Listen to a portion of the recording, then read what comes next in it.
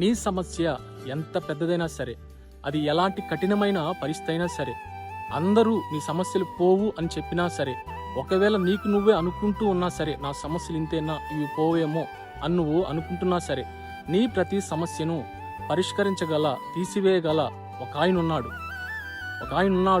ఆయన పేరే నజరేయుడైన యేసు. ఎందుకంటే మనుషులకి అసాధ్యమైనవి దేవునికి సమస్తము సాధ్యమే.